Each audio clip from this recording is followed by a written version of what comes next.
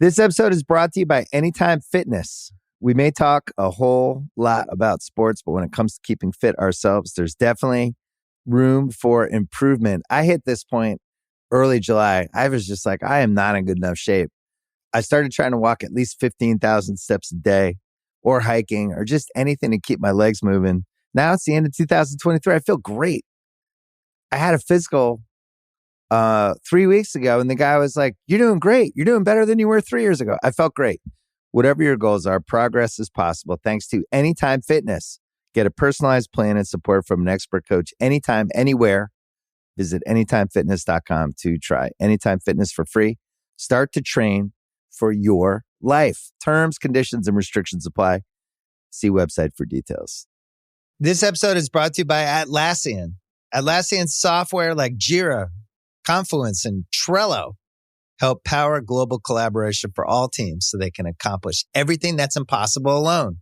Because individually we're great, but together we're so much better. Learn how to unleash the potential of your team at Atlassian.com. Atlassian.com. Atlassian. Tap the banner or visit this episode's page to learn more.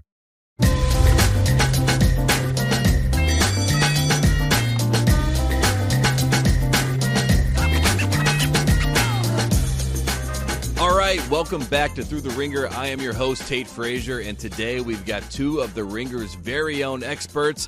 First and foremost, we're going to have Chuck Mindenhall from the Ringer MMA show. He's going to come on to preview UFC 288 this weekend. And then in Miami, we have the Miami Grand Prix. We're talking F1, and we're doing a preview with my old friend Megan Schuster. We got a jam-packed show here on Through the Ringer. Let's get to it now.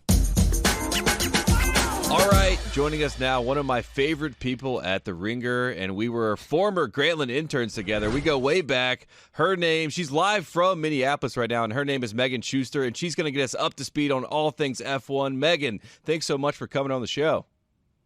Thank you for having me. I can't believe all these years later we get to do something like this together. This is a dream of ours. You know, like we said, we went back to our Grantland intern days, and we thought at some point maybe we could do something fun like this. And look at us. Who would have thought? Here we are. Who would have thought? And now we get to talk about one of the hottest sports in all the world, right? Everybody knows about F1. Everyone's talking about F1. You got to know what's going on. You're going to be down in Miami getting some boots on the ground coverage. I'm excited for that. I'm going to start with the name that everyone's talking about, and that's Max Verstappen. And why is he so much better than everyone, Megan Schuster? I'll start there. Why is he faster and better than everyone?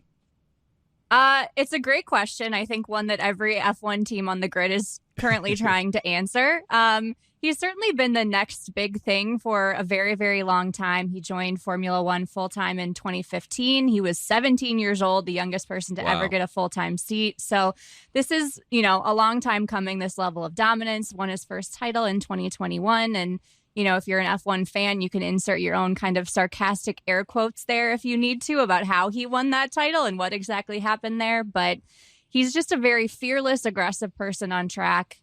He's in his 9th season in F1, which is crazy to say because I believe he's only 25 years old. So pretty wild that he's an old, wily vet at this point. But he's just really the perfect combination of aggressive, fearless, and excited. And he has a car this year that really lets him be all of those things. No, go ahead. Sorry.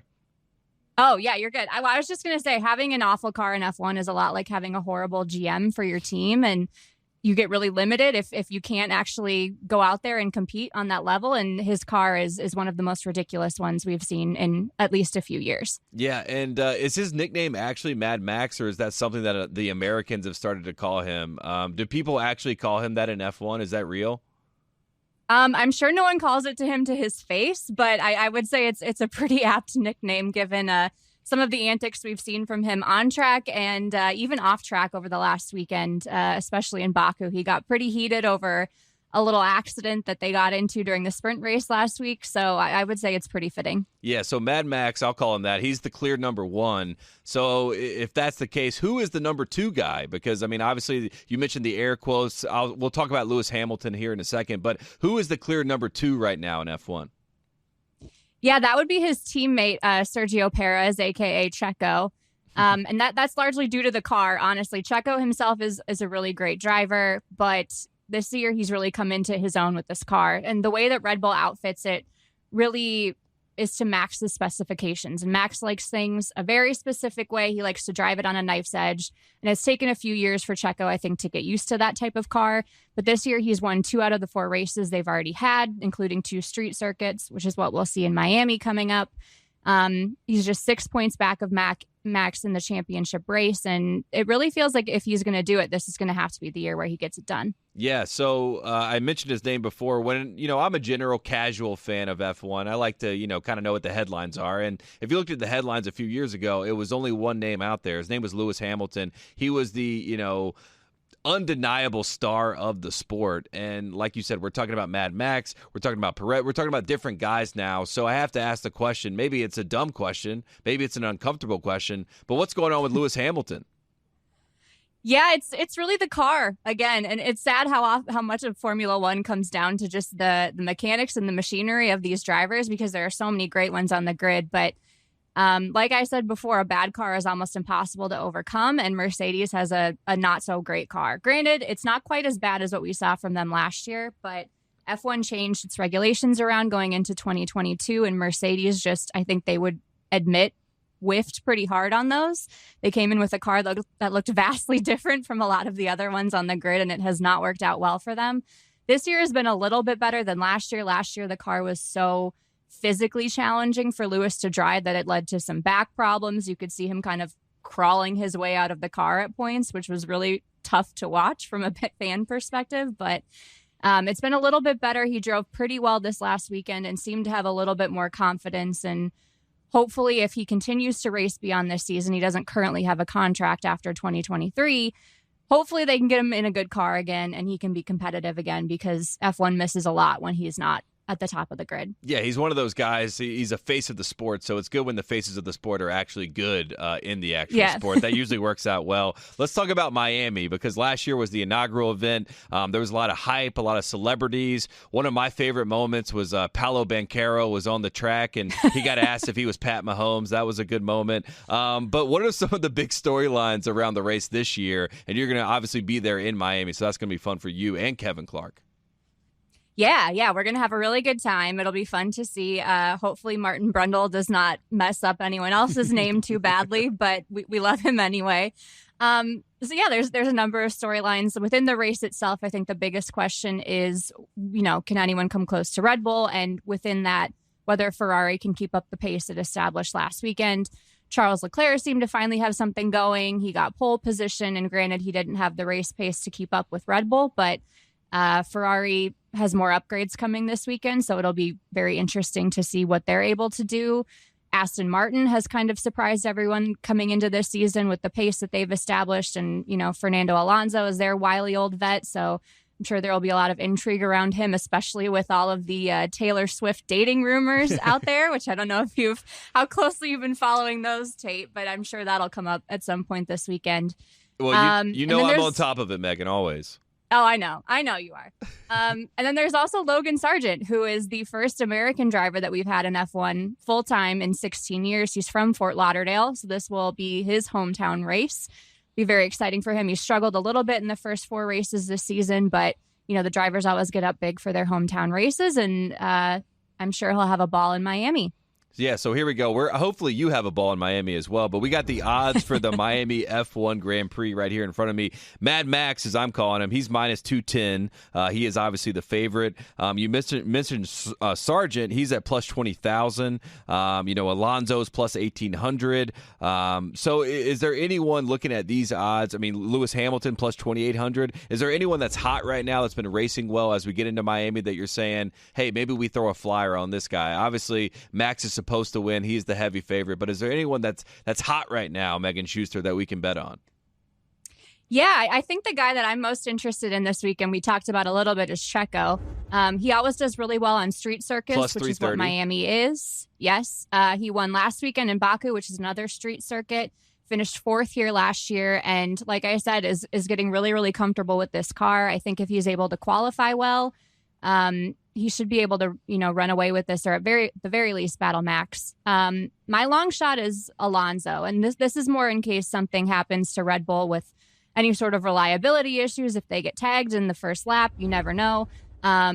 He was a little bit slower than Ferrari last weekend, but he'd almost tracked down Charles Leclerc by the end of the race. And Ferrari has some tire degradation issues it has to sort out. And last year, this was a one pit stop race for the top team, so that's going to be something to watch. So my flyer would be Fernando Alonso. I like Fernando Alonso. I like that pick a lot. One of the props that I thought was pretty interesting, and I'm not an aficionado in F1, so I was looking at the winning margin in the race. So under 5 seconds is plus 170, between 5 and 10 seconds is plus 250, over 10 seconds is plus 115. So how narrow are these typically when we look at the margins, and what would you expect this weekend in Miami?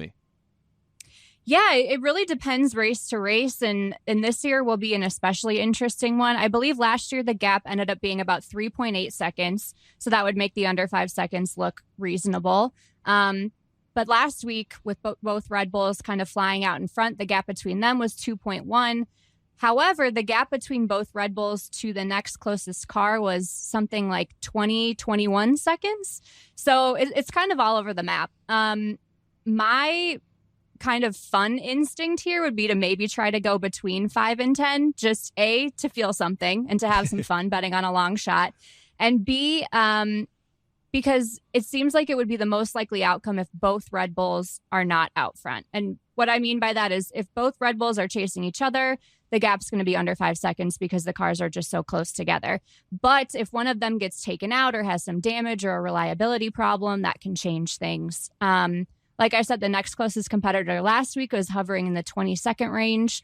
But if one Red Bull finishes and the other one doesn't, they really don't have much incentive to push themselves all of that hard. So I could see them building a comfortable lead between that 5 and 10 seconds and not pushing it too much over that. So that could be kind of a fun one to take a chance. I like the fun ones, and I like to hit big. So plus 250, let's go for it. Final one here, and these odds are fascinating to me because, like I said, I'm the general casual fan. So when I hear F1, I think Ferrari, right? I think Ferrari is the team that's always going to be the team. But I'm looking at the Constructors' Championship 2023, looking at the odds. Red Bull is resounding favorite would probably be the best way to put it. They are minus 4,000, and then you got Mercedes plus 3,200, Aston Martin plus 3,200, Ferrari, as I mentioned, plus 7,000.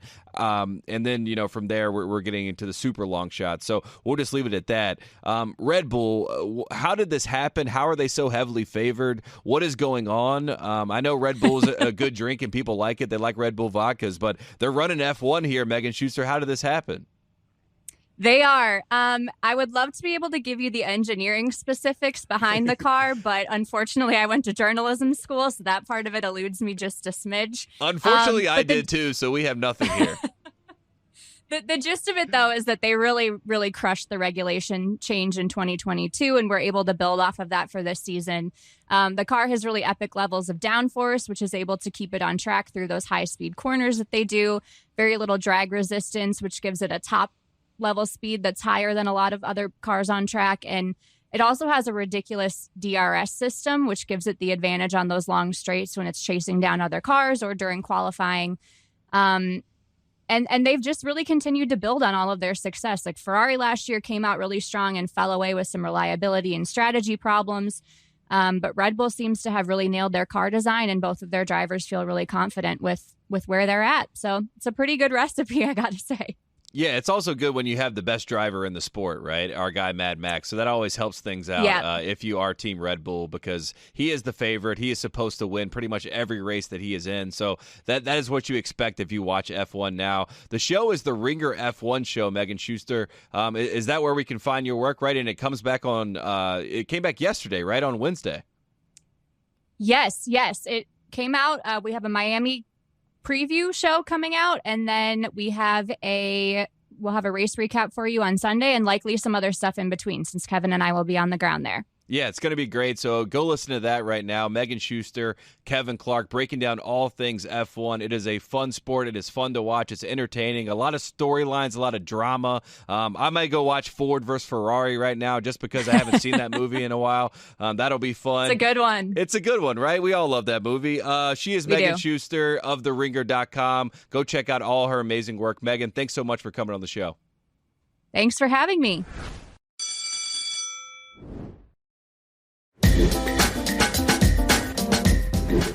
All right, joining us now on Through the Ringer, he is a writer, never wronger, and he is one of the co-hosts of the Ringer MMA show, and he's going to get us up to speed on everything UFC 288 today. Joining us now, he is Chuck Mindenhall. Chuck, how's it going, man? I'm well. This is a rare treat to get to talk to Tate. I like this, man. Thanks for the invite. Yeah, we usually do this over, Twitter sometimes. And look, I you can tell I'm a lover, not a fighter, Chuck. But I like to stay up to speed on things that are happening in the world of UFC. And you're my guy. You're my go-to guy for that. And we got a big one. We got UFC 288. We got Cejudo. We got Sterling. And speaking of Sterling, he has been dominating this division. He has won 3 straight title fights over Jan, over Dillashaw.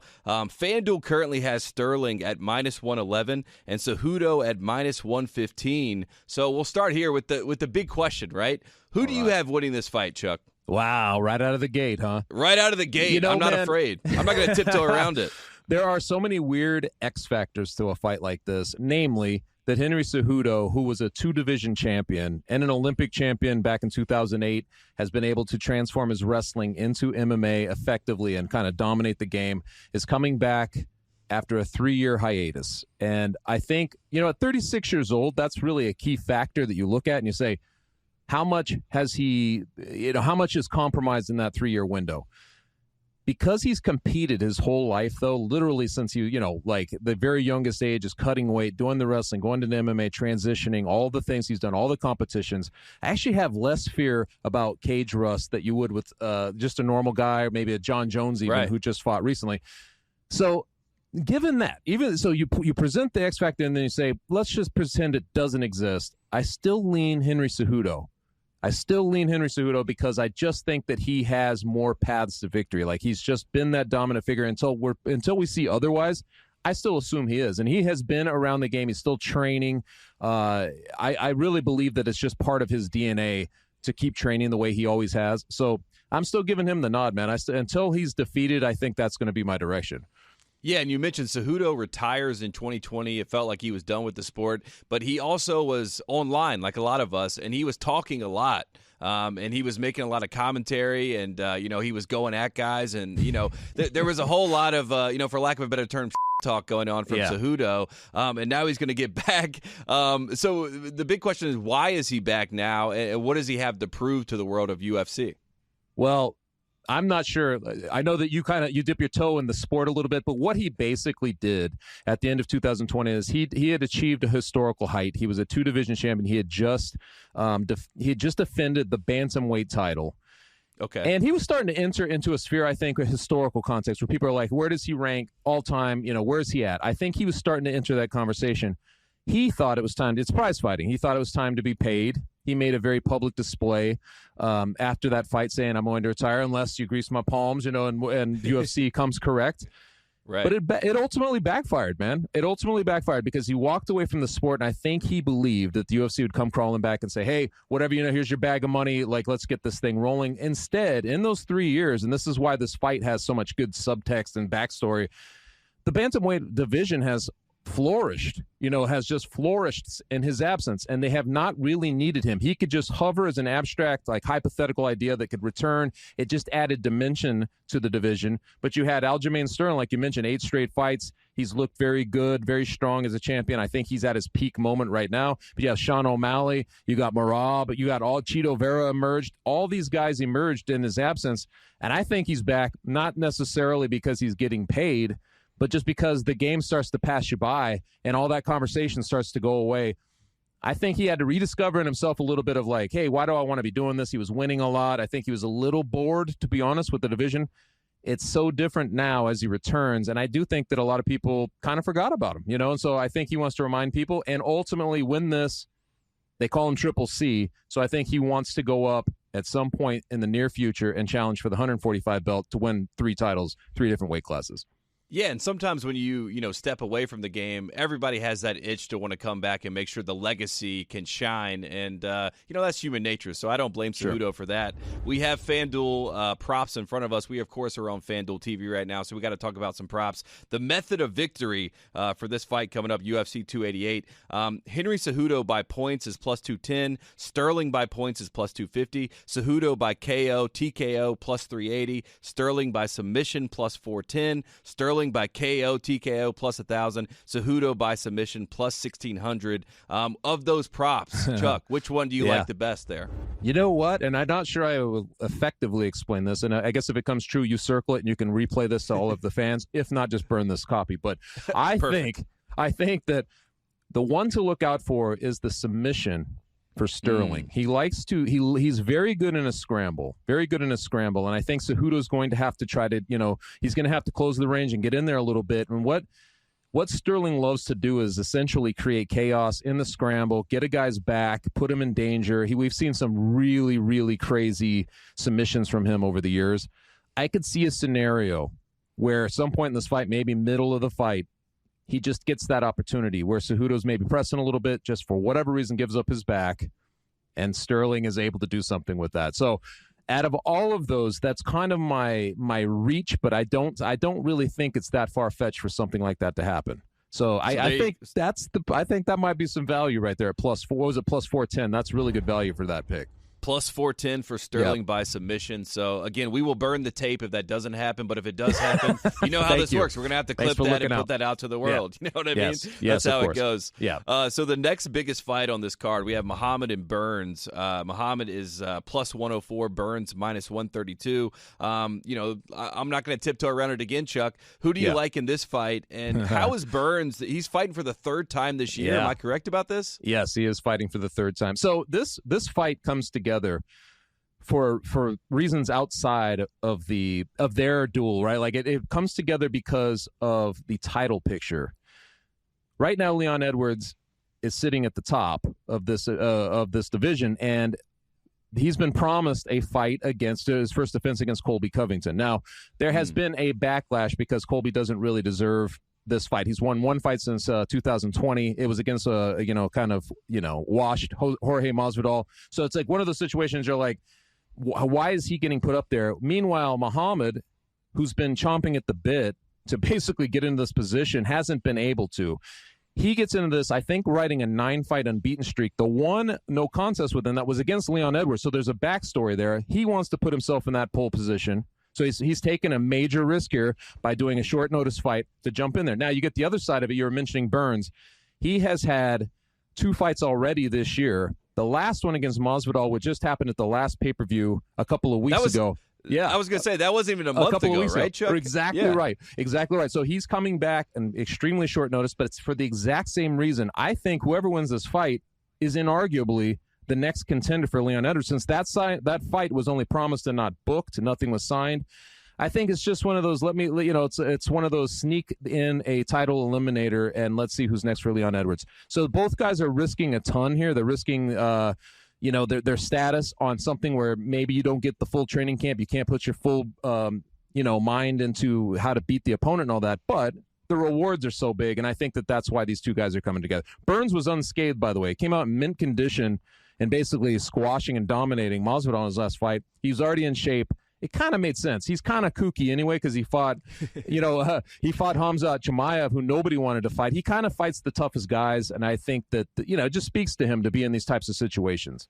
And does the winner of this fight get the shot at the champ, or is Covington still the guy? Man, I think so. Within the bubble, okay, within the bubble of the MMA sphere, in the combat sport, nobody believes that Colby Covington deserves that shot. Even now, even without this. So if one of these guys goes in there and emphatically beats the other, it will seem like robbery to put Colby Covington into there. I think that the only thing that's kind of sticking in there is Colby probably has a little bit more of a star power, I think, in the broader world. And that may trump it. But in the end, if somebody, let's say that Burns goes in there and does the exact same thing, he comes out unscathed, there's really no excuse for the UFC to say that he's not next. I mean, he's answering the call. Remember, they're doing the UFC a favor by stepping into this co-main event because their previous co-main event in Newark fell out and had to be pushed back due to an injury. So they're doing the UFC a favor. I have to think that this is for a title shot. Yeah, and it also, like you said, they're doing a favor. So how do you reward someone doing you a favor? You give them the shot that they're there for, right? So that makes a lot of sense to me, just from a big picture standpoint. I wanted to ask about Bryce Mitchell. What happened with him? 2 canceled fights, right? I mean, what's going on there? I don't know, but that's the big bummer of this card, to be honest, man. Like, I I think that, sometimes with these pay-per-views, there's a bang for your buck in the middle of the pay-per-view that you just kind of want to see. There's big intrigue. He did not have his best fight last time out. There was a lot of excuses offered. And I think that his fight that he had coming up here was going to raise, I think it would kind of raise the pay-per-view value. It just was like, oh, we get these extra things. Now it's a little bit weaker. You know what I mean? It can't help but be hurt a little bit. I'm not sure what's up with Bryce Mitchell, man. He is one of those guys, when you cover the fight game, that comes in, a flat earther, a guy who's going to, he's got theories about everything and all of them are wrong, you know what I mean? But there's some endearing fact because people they like the knuckleheads in the sport as well. So it's like, it's a very strange dynamic. And he doesn't really finish fights, but his jiu-jitsu is very good. He's a very good grappler. He's just an interesting case, but he's a figure that people pay attention to. So it's a bummer he's been pulled off the card. Yeah, dare I say the Kyrie Irving of UFC right there with Bryce. Yes, that's so actually, there we go. That's apt. Yes, that's right. Yeah. I wanted to ask, any other fights on the main card or prelims that the audience should keep an eye out for? You talked about the bang for your buck. Are there any guys that you would say would be potentially a bang for your buck? Yeah, there's a couple of them. I mean, Crone Gracie, and obviously anybody who's peripherally paid attention to the sport since UFC 1 knows the Gracie name. Hoist being his uncle, son of Hickson. He's part of that whole lineage. He kind of comes into orbit in MMA every it seems like every 3 or 4 years. He had a couple of fights in the UFC in 2019, actually, and now it's been 4 years. He's returning. It's kind of strange because he still holds this weird Gracie vibe of, hey, you got to show the jiu-jitsu. You still got to show Brazilian jiu-jitsu trumps all others. And in his last fight with Cub Swanson, inexplicably, he tried to trade with him, stood with him and tried to trade punches with him. And he took a lot of hell from that from his family. So it'd be very interesting to see him return 4 years later, kind of as a hipster figure in MMA, come in there and see how he does against Charles Jourdain, who I know will bring a fight to him. So I think that's going to be a fun one. That's, I believe, kicks off the pay-per-view. And the one right before it, the prelims, is Drew Dober and Matt Frivola. The reason they put these two guys on there is they're the last fight, right? Like before the main card, before the pay-per-view. They want to sell it. They want to get you excited. So they put two guys they know are going to accommodate each other in a slugfest. And Drew Dober, man, he's won 5 performance awards in the last 5 fights he brings. He doesn't really care about a title fight. I think he just wants to lay pain. He's in that Chris Lieben, school of thinking at this point. It just promises to be fireworks. So that one's going to be very good. Yeah, I'm a sucker for a slugfest. So yes. Sign You're me gonna up get it for there. that. Yes. I'll be locked in there. I had David Shoemaker on the show a few weeks back, and we talked about, the UFC and the WWE and this merger and sort of the stars. Are they going to cross paths? And what is that connective tissue going to look like? I wanted to ask you this since I have you here in front of me. Sure. Do you see any UFC stars that can sort of make that transition like a Ronda Rousey or a Brock Lesnar, that they kind of have that, they're almost a caricature of themselves where they can transition into the WWE? And do you expect to see more of that, or is that sort of looked at in a different light from the UFC vantage point? Well, I know that the UFC, and shout out to my boy David Shoemaker, who's way back when we first started this thing, he was my editor over there. But there is a little bit of a Precious vibe, and it's reminiscent almost of when MMA started its boom period toward boxing. Boxing had an elitist feel, and I think that the people, because they had chroniclers who'd been around forever, they knew the fight game, they were more nuanced in what they were talking about within their sport. There's a little bit of that because actively people have tried to shy away from the WWE. I think the UFC themselves tried to shy away for a long time. They didn't want those comparisons. Now they're inevitable. And in fact, they've been inevitable since Brock Lesnar had been coming in, since CM Punk came in for a cup of coffee in the UFC, since all of this. It's a very interesting dynamic. What we're talking about, though, is guys going the other way rather than WWE guys, because you can actually do this. A figure like Colby Covington, for instance, who has this whole MAGA shtick and the whole Trump thing, I could see somebody like that. He's just such a natural heel. People hate him, I think, from all over the world, or they love him, depending where you live and what your thinking process is. But I could see him doing one of these, because I'm not necessarily convinced he loves fighting, and I do believe he loves entertainment value. So I could see a guy like him. Jorge Masvidal, who just retired, he's got a little bit of a playing card because the WWE likes to have its storylines, and he has this BMF belt, which is just this fictitious belt that the UFC got behind the baddest belt. And it's like, that still exists. It's still a thing. I mean, it's just in his closet, but you could brush that off, right, and make it a thing in the WWE. So I could see there are definitely figures who I think could cross over there and handle themselves and kind of and do it, like a Matt Riddle, back in the day when he kind of crossed over. I think there are some figures that have that kind of personality that could do that. Yeah, in the WWE, they cannot deny a championship belt. So if they see that BMF belt in a closet, there's not enough of them over there. Yeah, they need more. There you go. Well, he is Chuck Mindenhall. Chuck, where can we find all your amazing work? Well, I do the pound-for-pound rankings over at The Ringer, and I do the Ringer MMA show with Ariel Helwani and Pete C. Carroll every Thursday, usually every Thursday, previewing all the cards, and then on major pay-per-views, we do a podcast directly after every pay-per-view. Yep, there you have it. He is Chuck Mindenhall. He is the expert. Thanks so much for coming on Through the Ringer, man. Thanks, man. Appreciate it. All right, there you have it. That's it from LA. Thanks to Chuck. Thanks to Megan Schuster. It was a fun show. This has been Through the Ringer, and we will see you back on Tuesday.